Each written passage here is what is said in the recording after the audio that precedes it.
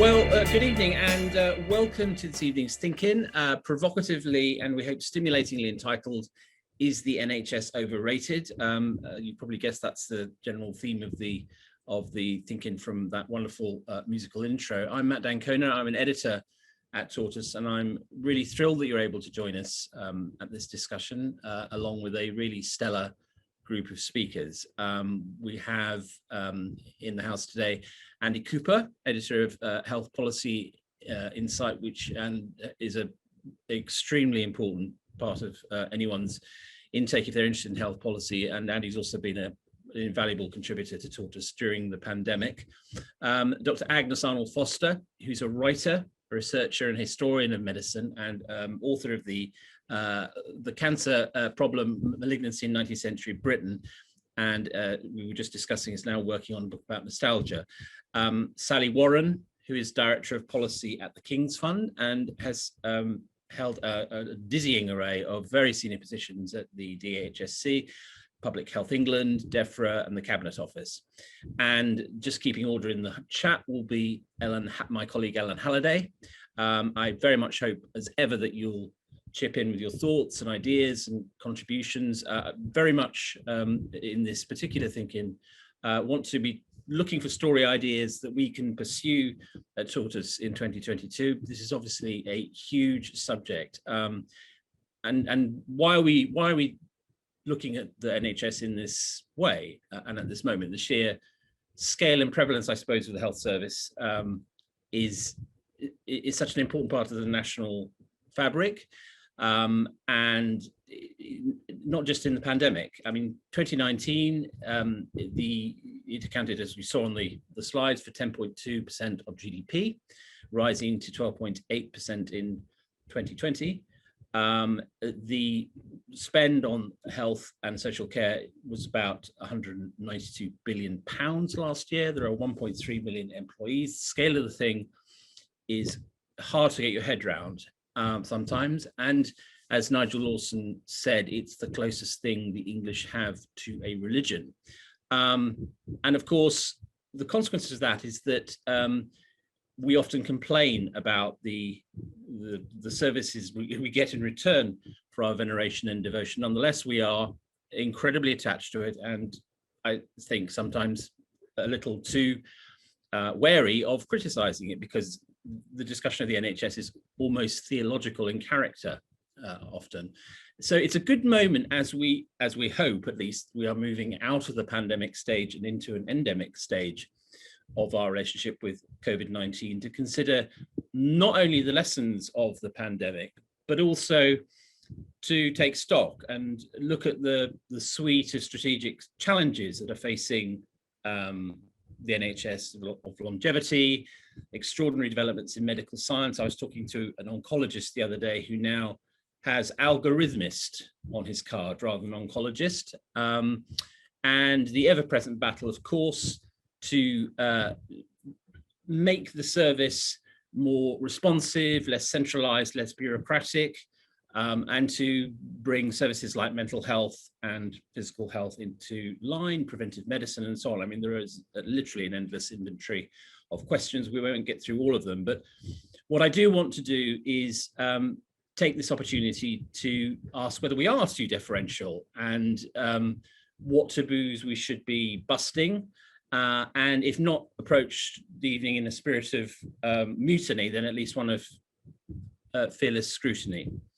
Because I think that there are lots of really quite granular questions here that require attention and are perfect for a newsroom such as Tortoise's, which takes the long view and is open to your suggestions. So we really are looking to you to help us and give us insights of your own. So I'm going to dive right in, and if I may go straight to Sally. Thanks very much for joining us, Sally. And can I ask you, let's start at the very beginning, just sort of go back to basics and say, what actually is the measure of success when we're looking at the NHS, or measures plural? Is it mortality rates? Is it waiting lists? Is it value for money? All of the above? I mean, what for you are the key indicators that actually tell you we're doing well? Yeah, it's a really good question and a great place to start, because if we're posing that is the NHS overrated, you've got to decide what are your measures for that.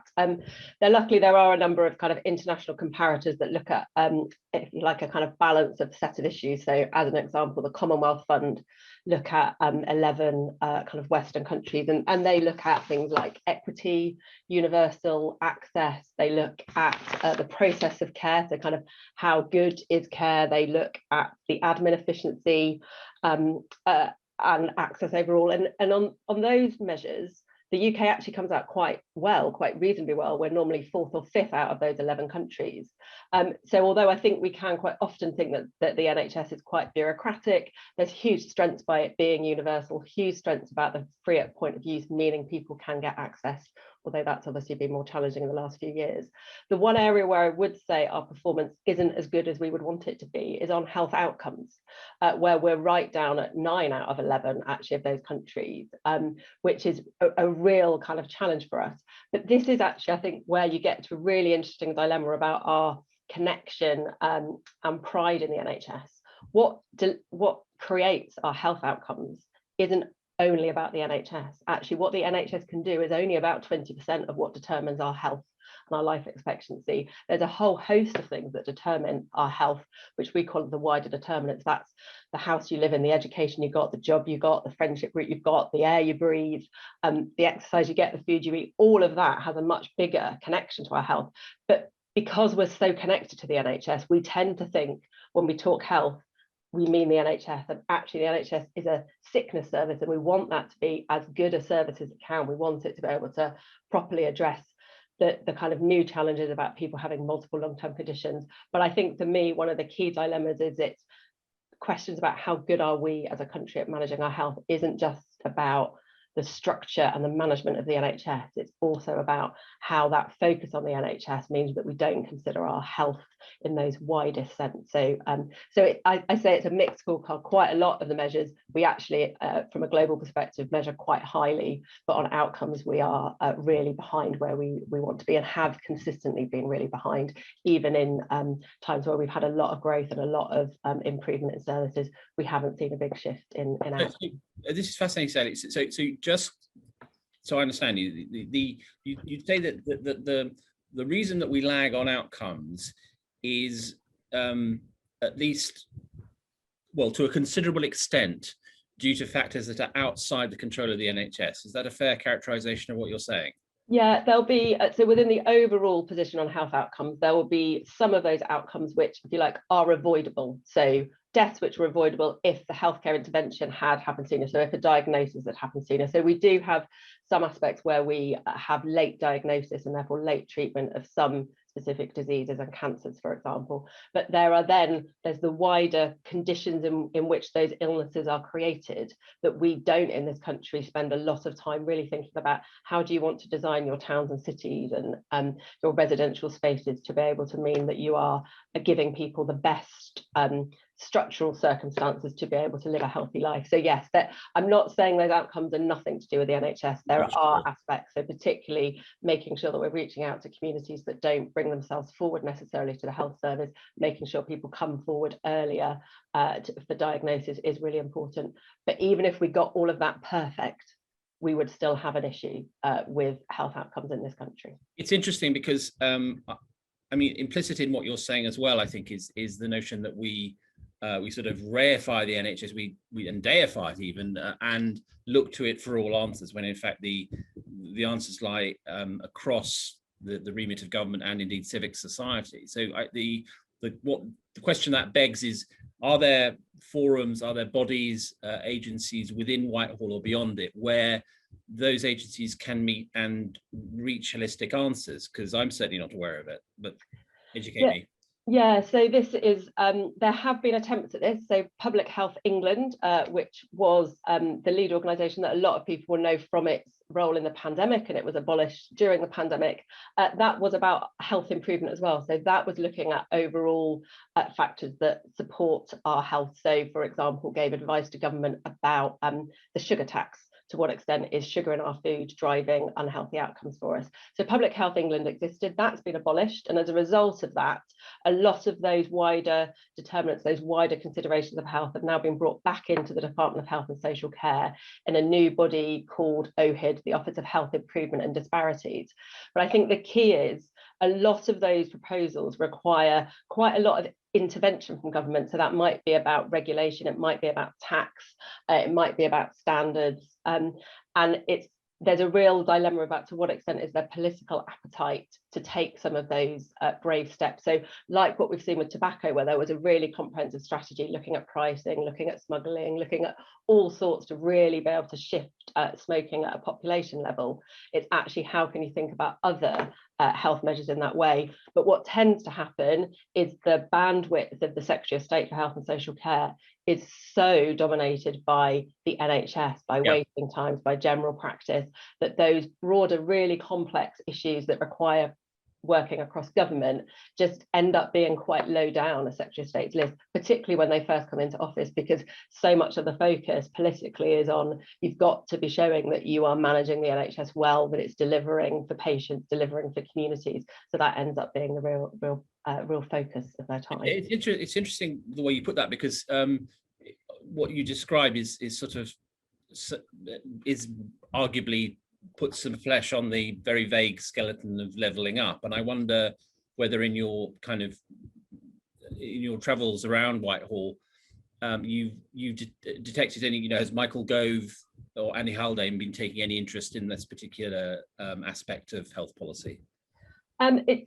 It's difficult to tell because all the leaks are all a bit kind of random as to what does or doesn't get leaked. Certainly health is one of the aspects that is being referred to as some of the outcomes to look at. But the risk is obviously that what they're looking at there is thinking about the answer is about structural change to the NHS or to how the NHS works with social care, rather than these wider health questions. I think to bring a bit of flavour to this, to give you an example, Greater Manchester, when that really pushed for greater devolution. One of the reasons it really wanted devolution about health is it did a piece of work looking at what is standing in the way of its growth as a city region.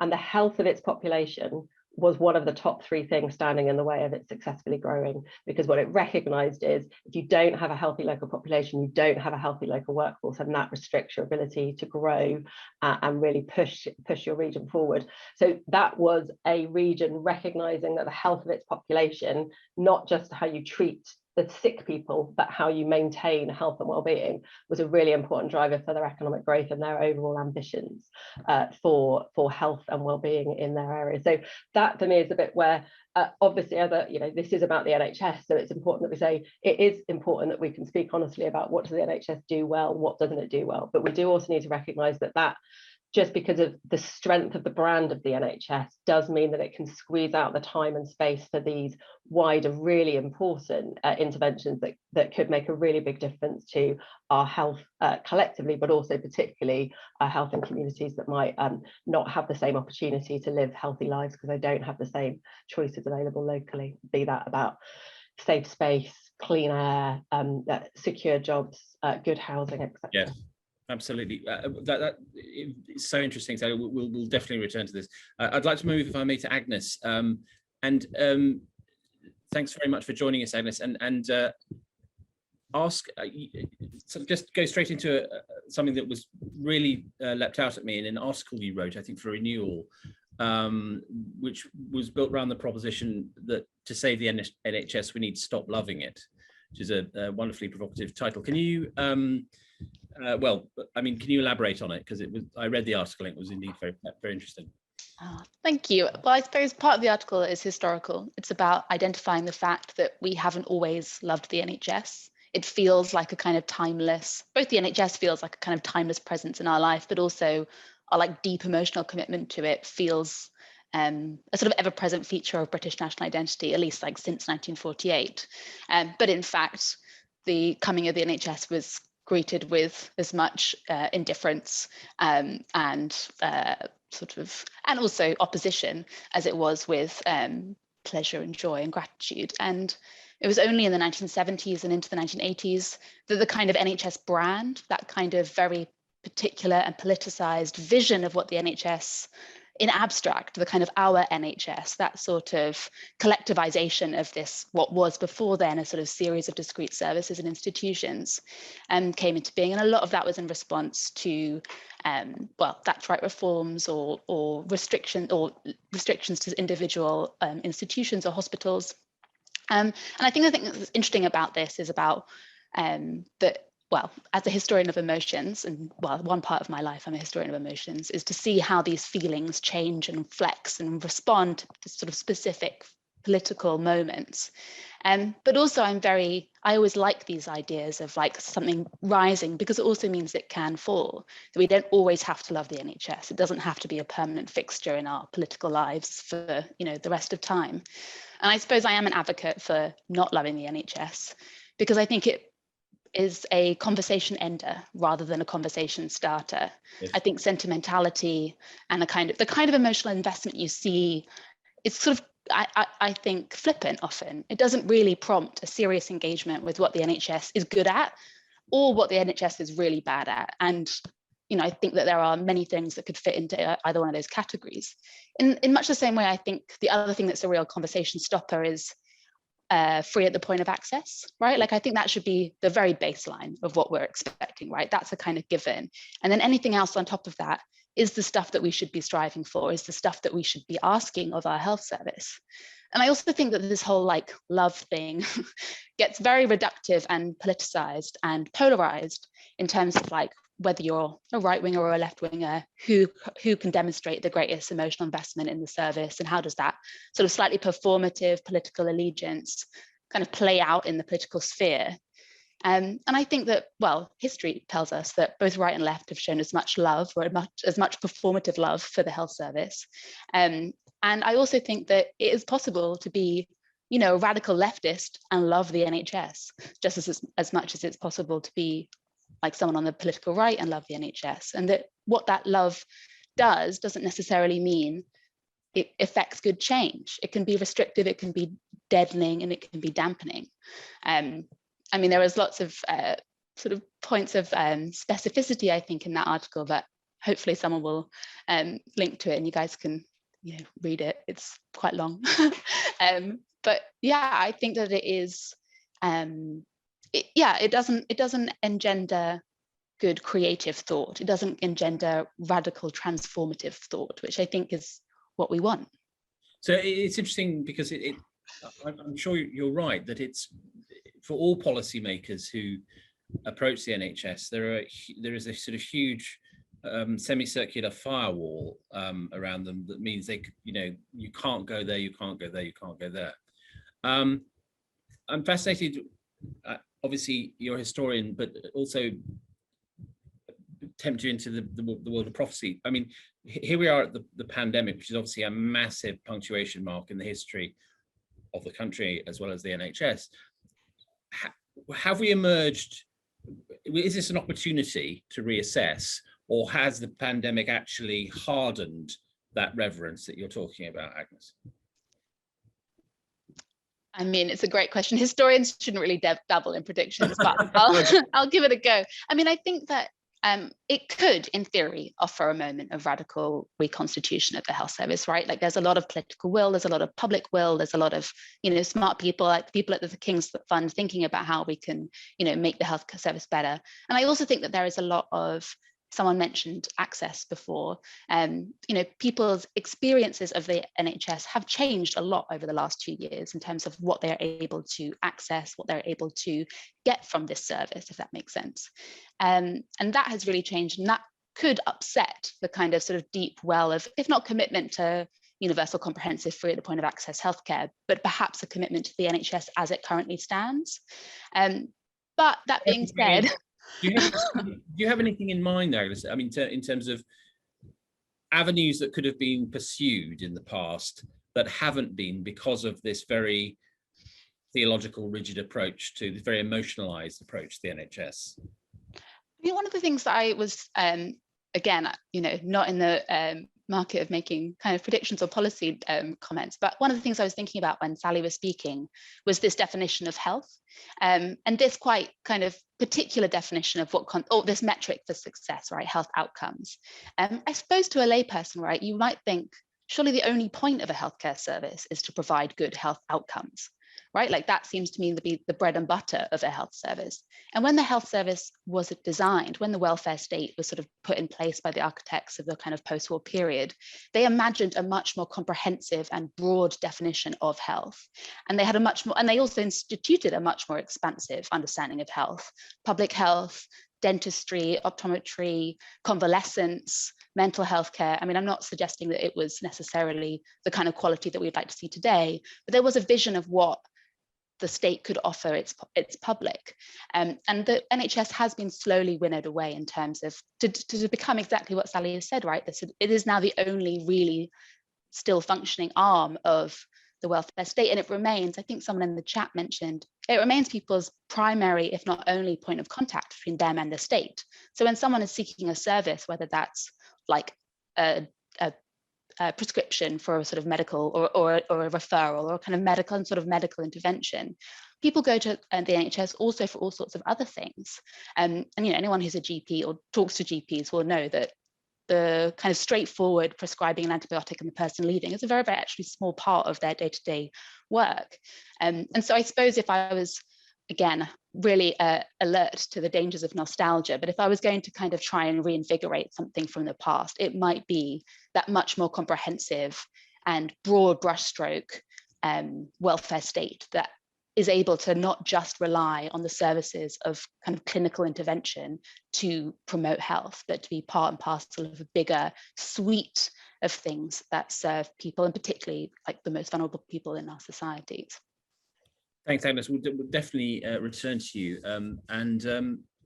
Thank you very much for that. Andy, let's sort of look at the topical elephant in the room, which is that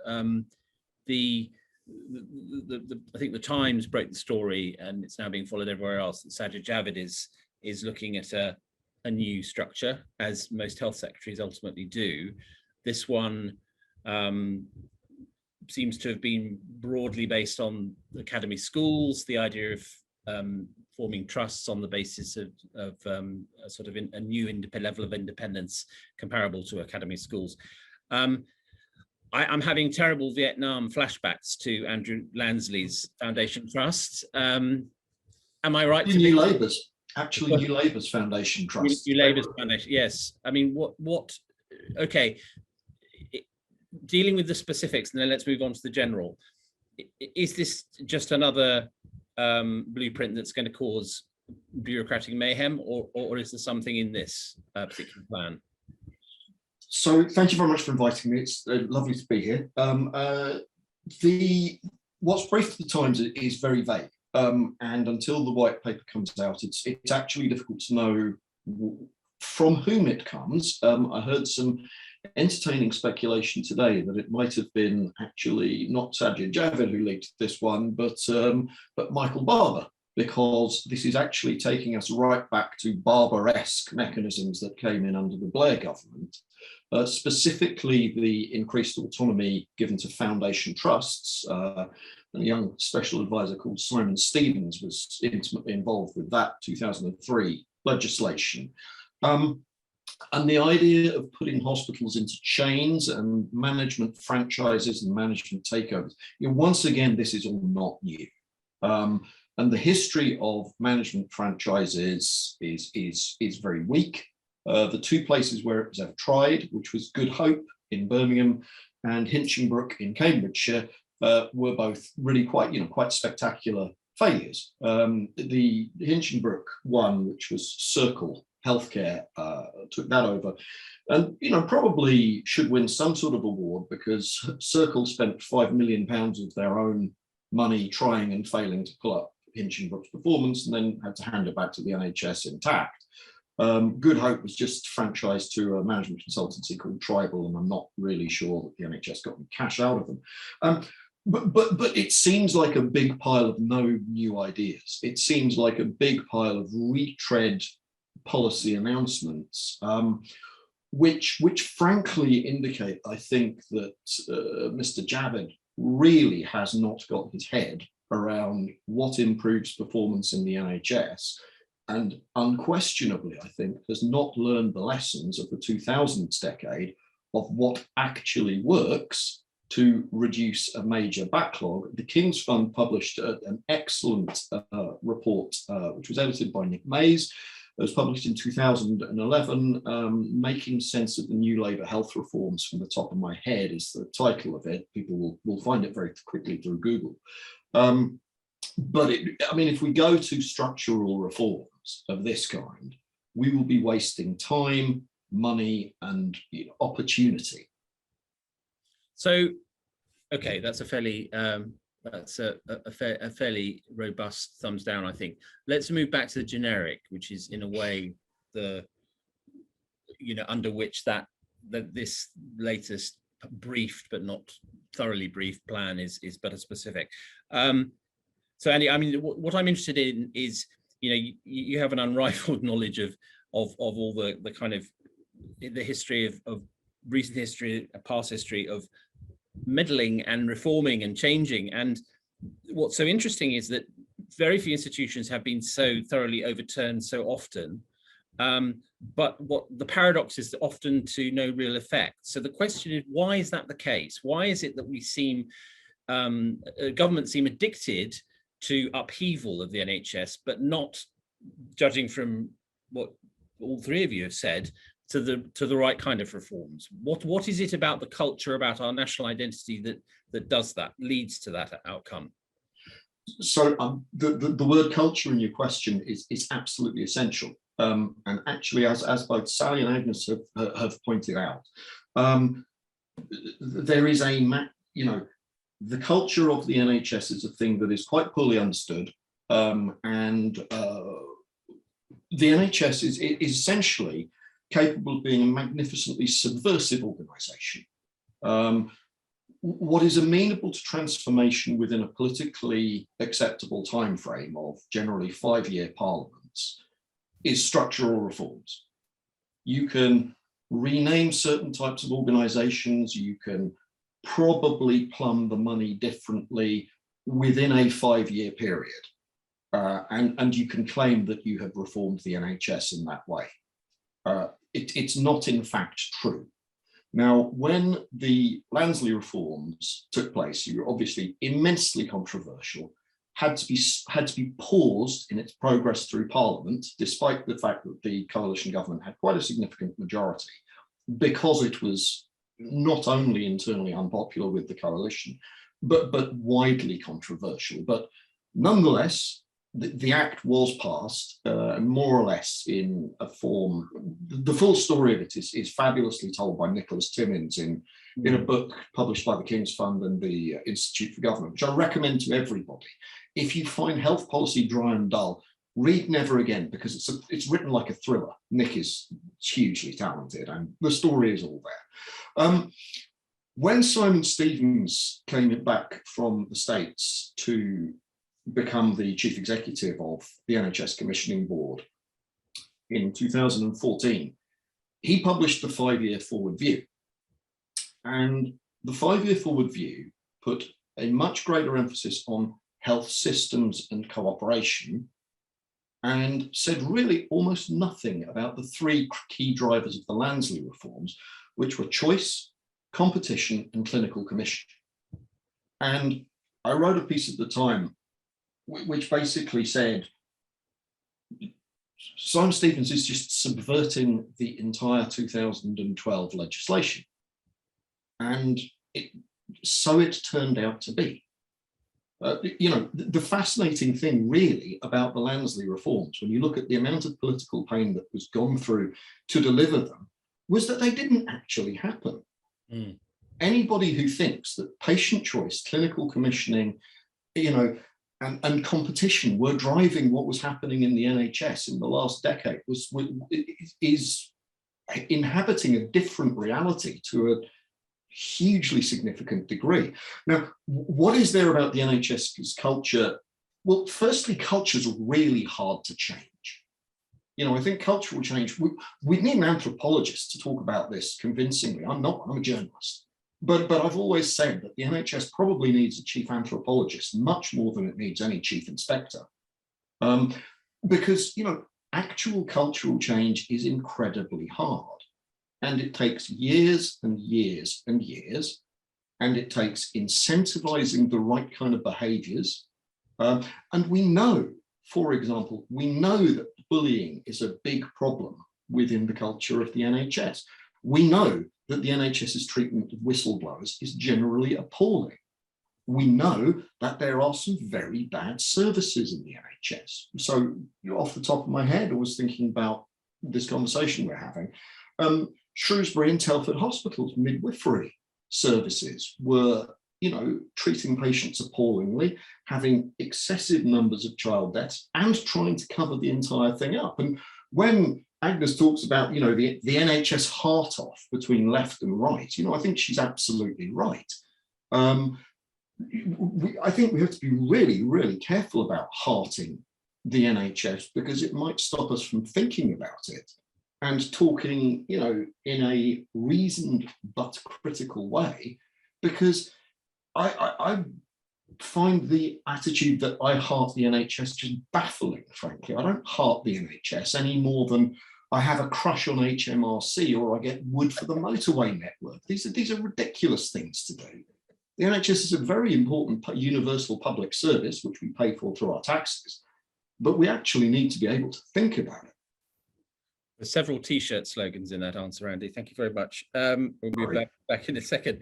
Can I go to my colleague, Katie Vanek-Smith, who's our co-founder? Katie, I don't know if you're there.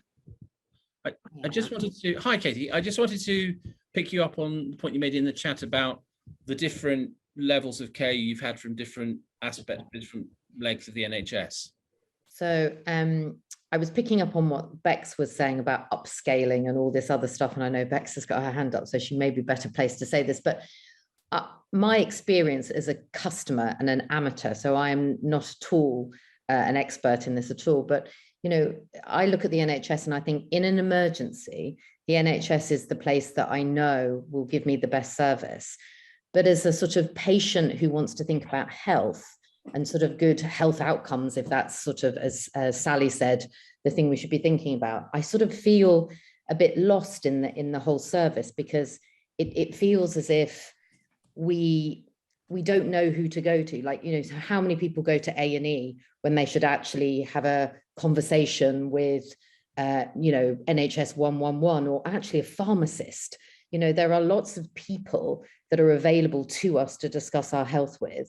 But I feel that we have two routes in. We have the GP and A&E. And as a sort of patient, the only sort of experience that I would say was sort of helpful in my whole managing my own health and my own health outcomes was actually after I gave birth, I felt like I was given this red book with my child, and I had a sort of service that I knew what I was following, as it were. Yeah.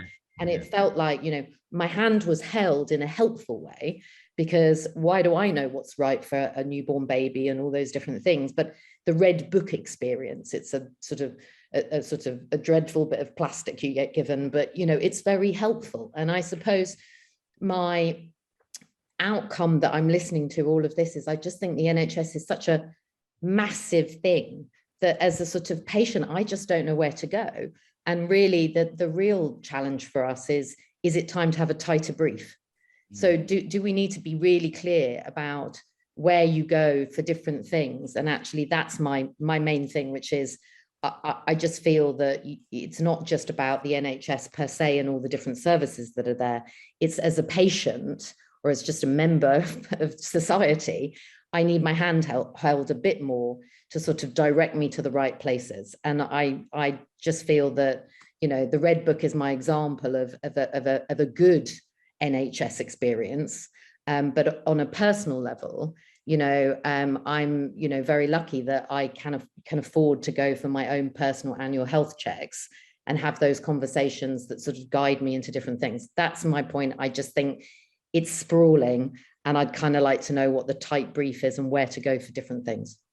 Thanks so much, Katie. Can I come to Sally actually, because I wanted to, Sally Warren, I wanted to sort of pick up on that, Sally, and I mean, because I think Katie makes a incredibly important point, which is when I was mentioning this to a few people around the office that we were doing this night, the thing that came up in every conversation was people's frustration with the notion, I mean, A&E, of course, but in particular, the fact that everything goes through the GP. Obviously, GPs have been, for obvious reasons, less accessible than normal during the pandemic, but also that a GP only has 9 minutes with each problem. A lot of the problems, as Katie says, are of differing character. Is the model we have where, unless it's an emergency, you do go to the GP for everything, has that run its course? I mean, that the GP gatekeeper referral model, are we expecting too much of GPs, that they be both sort of parish priests, commissioners of care, run referrals to hospitals, handers out of pills, etc.? Is all this reasonable for a 9-minute service? Thanks, Matthew. A really big set of questions there. If it's okay, I might just quickly reflect on something Andy said and then come to those questions from Katie. So I just thought there's a couple of things worth one, to give a bit of flavour. So the time frame issue about politicians come in and what can they do to make it look like they've got a grip of the NHS. You cannot train a doctor in one single parliamentary term. So all of the incentives for politicians is to do things that look visible to the public, so move the deck chairs around, but the long-term things that would actually make a difference about increasing the capacity and changing the system is outside of a parliamentary process. So what I find quite interesting at the moment is Jeremy Hunt is pushing government very strongly on the need for a workforce plan. He was the Secretary of State for 6.5 years. He didn't produce a workforce plan in that time. We haven't had a workforce plan since 2003 in England in the NHS. So I think that shows the different political timeframes and horizons and how that impacts on you. I think it's also the political horizon bit for me also reflects on what do we mean by the NHS? Is the NHS a principle about services that are free at point of use, or is it buildings and services in buildings? Because quite often also what's at times prevented change is that the system, clinicians have wanted to change how services are operated, but politicians have been against that change because it's changing an institution that the public like a lot. So I think there are that kind of connection and people's public commitment to the NHS can sometimes mean that necessary change takes a huge amount of time because it's resisted. But going back to your question, Katie's experience, I think the frustration you talk of is one that an awful lot of patients would talk about. I think for me, this is about recognising that when the NHS was created, hospital services were in if you like, about individual episodes. You came in, you had a treatment, you left. And now we've got people living with multiple long-term conditions. And that means you need to really be able to connect between multiple services, and the NHS is not very good at that. We've been talking about integration of health and care for over 30 years, and we just frankly it hasn't got better. So that then leaves the question about what are the different roles here, and the system is really complex to access. There are multiple entry points that are not GPs or A&E. So it's interesting that people think that's what it is, because actually there's NHS 111, there's your pharmacist, all sorts. But I guess the kind of GP model is the one people are most familiar with. I think there are huge strengths to the primary care model we have in this country. Part of that you could see through the pandemic with just how well GPs could connect to their local communities and support a rollout of vaccinations. And Israel also has a universal general practitioner model, and that was able to push vaccines really quickly as well. So there are really strong advantages. I think the key, though, is to think about primary care as a multi-professional team rather than a single general practitioner. So actually what you want is a general practice team that, yes, has a GP, but also has a practice nurse, maybe has a pharmacist who is part of the practice and able to help people review their medicines, have a physio, because quite a lot of the problems coming into GPs could be direct referral to a physio could help. Some GP practices have benefit advisors because as Agnes was talking about earlier, she was polite enough not to use these words, but quite often what GPs will say that they are dealing with is shit life. they are having to pick up all the pieces that no other bit of the public service is picking up. So they're picking up the fact that the housing is really damp and that's causing a breathing and lung problem. They're picking up the fact that there's huge financial uncertainty. They're picking up the fact that maybe they're being threatened with eviction. So can you build a team that then means it's not just the GP that is the kind of single person that you go to? That does require education of the public. That requires people to feel confident that yes, I can go to the practice nurse for this, and yes, I can go to that. And that also then reinforces that might be why the receptionist is asking you what you want to speak to the GP about, because the receptionist may well say to you, actually, if you want to see the GP, you're going to have to wait 3 weeks, but you could speak to the nurse in 2 days' time if that's your problem. And that's why also things like GPs now introduce online triage forms, really, which allow the general practitioner team, the primary care team, to understand a bit more about what your problem is. Then you can be triaged to the right professional. But that requires all of us as the public not to just demand, I want to see my GP and I expect my GP to give me a prescription at the end of this session. So the need for change isn't just about the health service changing, it's also about us changing how we interact with that. I've seen Bex nodding a lot, and I think she's from primary care, so hopefully Yes, that wasn't me kind of going off-piste with how we can help primary care. Thank you. Thank you, Sally. Actually, I was going to come to Bex next. Bex, I don't know if you're there. Yeah. Hi, Bex. You've had lots and very interesting stuff to say in the chat, so I just wondered if you could elaborate on some of the thoughts you have about this discussion. Well, I will echo everything that's just been said, in the fact that I think there needs to be a stronger message from the top, because as a practice, trying to get the message out to patients to say, yes, this service has changed. The people that are providing your care are different. We may need to stop talking about GP, which is the general practitioner or the doctor's surgery. It's primary care. It's first point of contact care. It's about whether you want to see healthcare assistant, whether you want to see a nurse associate. These are probably, some of these are titles of people who are qualified care professionals that you may never have heard of. We all know about nurses, advanced nurse practitioners, pharmacists within practice. They're clinical pharmacists rather than the pharmacists at the chemist where you can pick up your prescription. There are different levels of doctors. We're a training practice, so we have registrars as well who are training to become doctors. We have physicians associates. We have a whole host of people within the practice who are offering care. And some of that is because we recognise that patients that are coming in do have this dealing with a shit life, or they're dealing with very complex problems that are not just solved with medication. Yes, you're coming in, you're complaining that you think you have depression, you've been very down. Well, yes, the doctor could give you antidepressants, but could we get to the root cause? Do you need some support somewhere else? Oh, you're having financial difficulties. This is longer than a 10-minute, 9-minute consultation.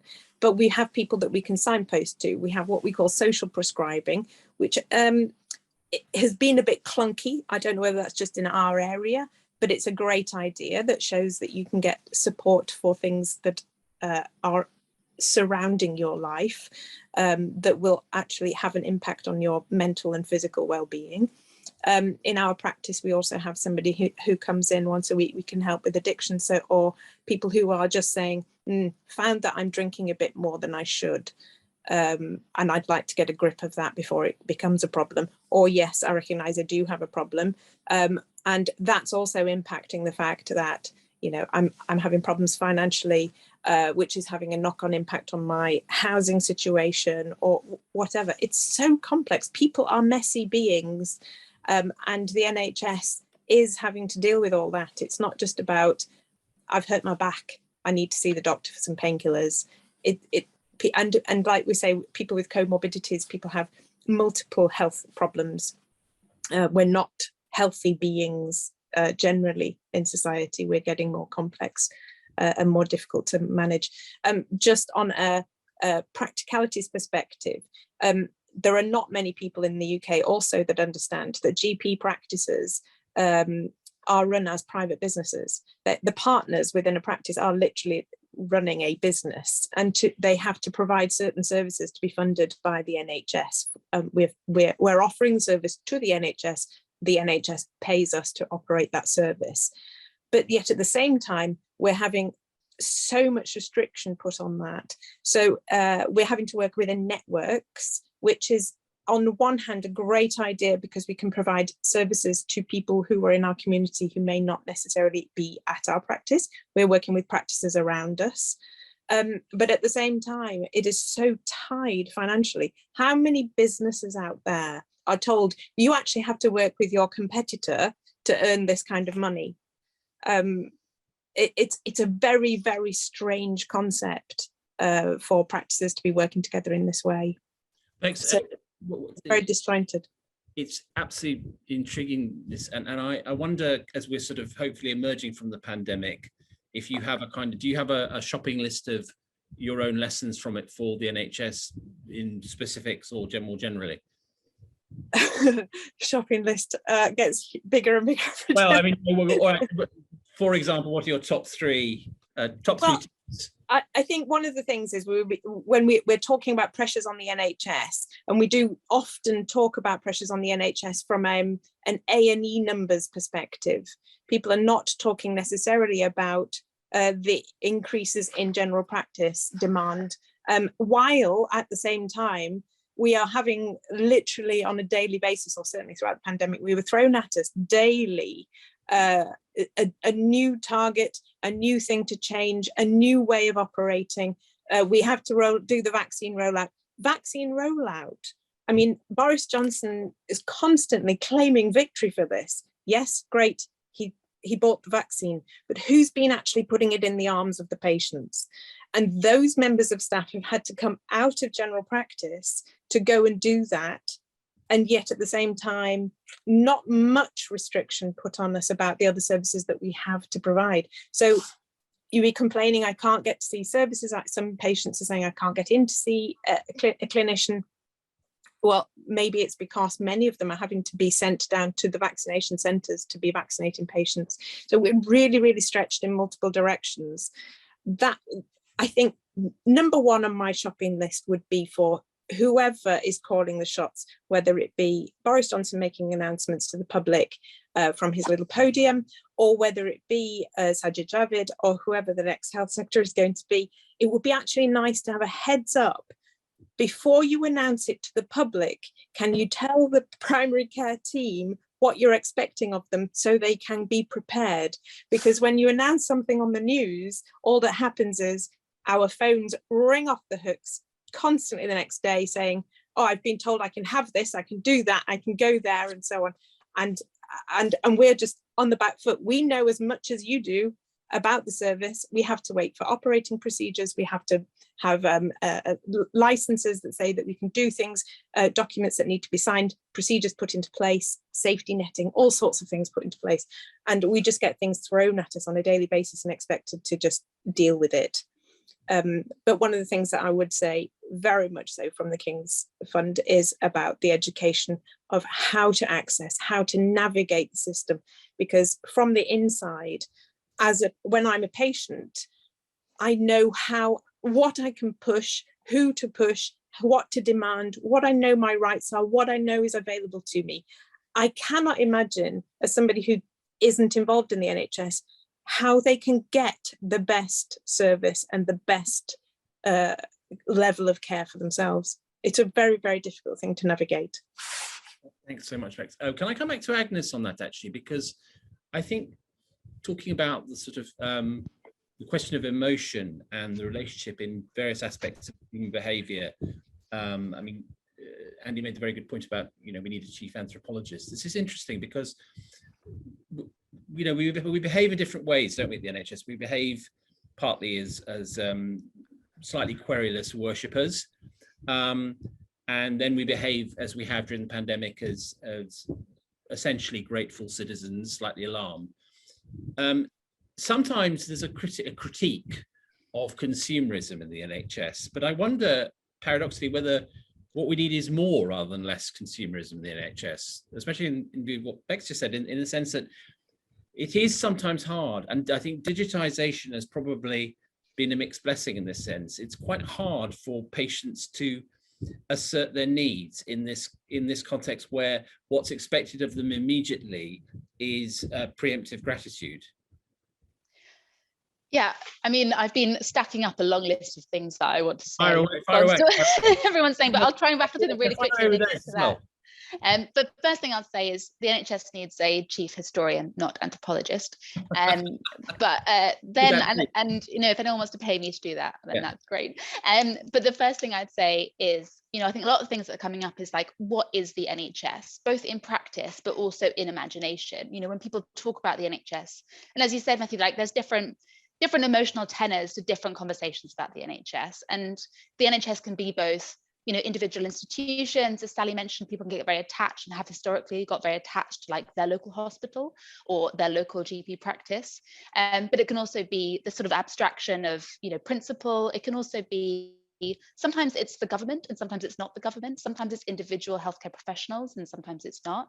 And I think that also speaks to what Bex was saying about, and Sally, about the complexity of the system and how opaque the system is. There's something that is such a huge part of most people's lives at some point or another. I think there is a very high degree of ignorance about how the NHS functions. And one of the things as a historian of the NHS, getting to grips with not only how the NHS functions in one given snapshot of time, but also how that functioning has changed over time, is a real nightmare. So I don't recommend anyone else try and do that, but it is incredibly complicated. And I think, as Beck said, being able to navigate that comes more easily to some people than others in terms of like different kind of social and economic resources. Some people are better equipped to deal with that complexity than others. And the thing I would also say, which comes back to this question about like culture within the healthcare service, and also goes back again to what someone was saying about multidisciplinary teams within GP practices. And again, what the NHS is, I think, some of the NHS is like kudos, or it's kind of the emotional attachment we have to the NHS is also an emotional attachment to medicine or to modern medicine, and specifically to modern medical professionals who, if you were, I mean, my original area of research was the 19th century. Doctors completely reinvented themselves in the 19th century. They ran an incredibly successful PR campaign that worked. And now there is a huge, doctors are placed in this incredibly prestigious, well-regarded position in society. You know, lots of people would argue for good reason, right? And that means that when people go to the GP and expect to see a doctor, that partly is because of deep and long historical conditioning and sets of expectations. And so if we want to transform that, which I agree with both Bex and Sally, I think that is probably the right route to go down, we're going to have to do more than just a kind of cheap public health campaign or sort of public information campaign. You know, we're going to have to tackle some very deeply felt and deeply held beliefs about medicine's role in society, about hierarchy, about you know, prestigious professions. And then the final thing I'd say about your kind of, I suppose, consumerism point. I had someone, I'll come back to it afterwards, is yeah, absolutely. I think we should be asking a lot more of the health service. And by that, I don't mean just expecting the health service as it currently exists to be providing more for us. But I do think that patients should expect the highest quality care all the time. That is something they should be able, it is something that they should be entitled to. And it is something they should be able to complain about if it doesn't happen, right? And I think that that is a really important part of any functioning organization, is there should be some mechanism for not so much complaint, but at least kind of recourse or alternatives or something. And I think, though, that comes back to this final thing I wanted to say, which is when we're talking about measures of success of the health service, we've talked a lot about patients and patient outcomes. But one of the key metrics of success that I think we should be assessing the NHS by is its staff and how happy, healthy, and willing to stay within the service its staff are. And I think that's something that has, I mean, I've been working on the history of healthcare professional well-being for a long time. This has been a problem that's identified in the health service since at least the 1970s, when people wrote very long articles about the problem with staff morale within the health service. And even in the 1960s, they were talking about health service professionals leaving the NHS in droves, going to work elsewhere. And even if people don't leave the service, I wouldn't want to work in the NHS at the moment. And I can understand why it is a very difficult and challenging environment to work within. And I think if that is something that is causing deep harm to people, then that is also something that we should be using to assess whether or not the NHS is overrated. Is it a good place to work? It employs a huge proportion of our population, like relatively speaking. And if all those people are miserable, then that surely is like a bad sign. So yeah, those are my things. I hope I didn't skip through them too quickly. Well, no, it's hugely interesting. Can I come finally to Andy's? We're running out of time, but I do want to pick up on a couple of points with Andy. I mean, the question I suppose, Andy, is that does strike me as unanswered in all of this is, are we open enough to lessons from international competitors? And have we reached the point where, in fact, the policy wheel is, if you like, grinding to a halt, in that we are simply retreading old ideas and need to blast open the debate? Yeah, so there's been quite a strong tradition of policy tourism in the NHS. Some people have found the health board systems in New Zealand to be very convincing in recent times. In the 2000s decade, there was a lot more popularity to learning from the health maintenance organizations, the insurers in North America, and their sort of networked systems model. So I think at least some of the problem is a failure to act on the obvious and the stuff we already know that needs fixing, which, you know, has been very eloquently explained by Agnes and by Sally. I mean, Agnes touched on staff's attitudes and feelings, and one of the most telling reports that comes out every year is the NHS staff survey. And one of the questions that used to be in the NHS staff survey is, would you want your friends and family to be treated by your employing organisation? And the figures weren't great, and that question was taken out of the NHS staff survey. So, I mean, in terms of the stuff that has to be fixed in the NHS, you know, workforce planning and training sufficient workforce is one obvious thing. Forming an actual plan for dealing with the backlog is another thing. Addressing the massive cultural issues is another thing. And I think these are longer term tasks intrinsically. And it feels as if we do need to open up a more sensible conversation about the changes that the NHS needs to make. Quite frequently, you'll just see it asserted the NHS is badly managed. I've seen it in the last two issues of The Economist, not normally a publication given to generalizations. And you have to be a little bit fair and say, well, actually, how can we tell? What do you mean by that? Define badly managed. The NHS has had the lowest decade of funding growth in its entire history between 2010 and 2019, at a time when the population has been getting older and fatter. And, you know, the lack of resources put us where we were in 2019 before the pandemic hit, when the waiting list was already 4.4 million people long. Amazing.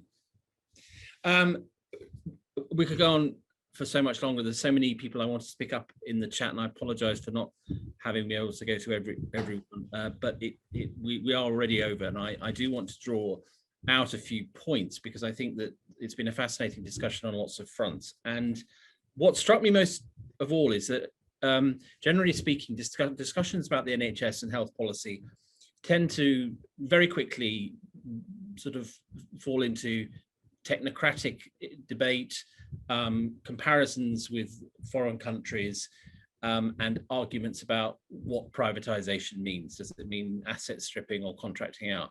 And it's fascinating that those three things haven't really been part of our discussion at all. And I think there's a reason for that, which is that coming out of the pandemic, we are actually taking a breath and thinking very deeply about what the NHS is, and that's surely a good thing. Though it's not without pitfalls too, because the challenges ahead are huge, and at the moment, at least, government is, let's say politely, has a slightly narrow bandwidth. I thought Agnes made a fascinating point in saying that in fact, the brand of the NHS that we now assume goes back to 1948 was really only developed in the 70s and 80s. But what there is in it that is precious and needs to be held on to is free at the point of use, and we should, look at other things with a much more open mind. I also thought that, in that was again that the NHS remains for most British people an idea, and the question is, and Katie I think made that point very well, which is that idea translates into, for most people, primary care and A&E on the one hand, and then everything else. And clearly, to Sally's point, that's a very limited perspective, which I think we all have, but we need to get out of. If the case that only 20% of healthcare outcomes are accounted for by the NHS, clearly there is something structurally wrong with the way that we look at health policy generally. And you have a situation which is, as Bex pointed out, you have GP practices which are businesses and are increasingly treated as a combination of parish churches, citizens advice bureaus, and referral systems to hospitals, and they are not unreasonably creaking at the edges. And I think that awareness about the limitations of that, but also of other routes into the NHS, is limited and needs to be broadened. But there is clearly a much bigger question, which is structural, about how to integrate the various different parts of Whitehall and indeed the NHS in the country and other arms of government to give a more holistic approach to health policy. Andy, I think, really nailed the point that there is a kind of circularity to these reform projects. The Javid plan, so far brief, being it would appear merely a repackaged version of old New Labour ideas with some elements of Lansley, but also I think raised a key point in all of this, which is that the NHS is, on the one hand, an area of where you're not allowed to have much political contention, but also spectacularly over politicized, in the sense that most health secretaries have quite short tenures, and during that time they hold on to the job, they try and make a dramatic change and an impact, and then we move on to someone else, and the strategic elements of the job get lost in that process. And there's no glib answer to that. I don't think there's a NHS equivalent to the independence of the Bank of England, but it does remain a deep and structural problem there. How do you do workforce planning when the longest serving health secretary has only served 6 years, actually I think it was Jeremy Hunt? And also, how do you get around the problem that we are always talking about, efficiency, but the biggest problem that we were worried about at the beginning of the pandemic was the absence of slack in the system.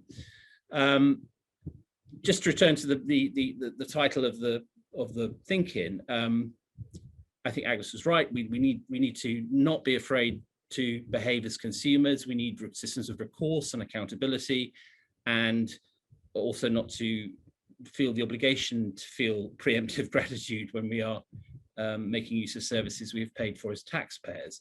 What does this mean for us journalistically? I suspect that at Tortoise, the best thing we can do is journalism at the coalface, because I'm not sure the answers to the questions that have been addressed tonight, which are very deep, very cultural, anthropological, and historical, can be answered in the corridors of power. I think the answers we'll find are much more likely to be located in the waiting rooms of GP practices and in maternity clinics and so on. So this makes me want to get out and about, which after all is really what we're all looking forward to after January the 26th.